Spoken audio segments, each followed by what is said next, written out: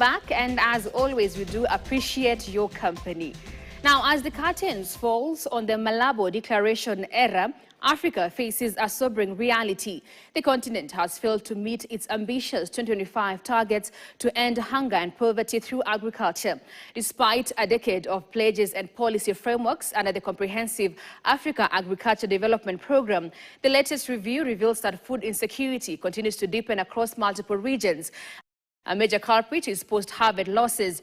According to the African Union's post-harvest management strategy, up to 40% of food produced in Africa is lost before reaching consumers. An accountability mechanism to show us whatever we agreed in 2003, whatever was now reaffirmed in 2014, it is on track. And that is how the biannual reviews were born, to see us we are really on track on the cutting process, on the hunger.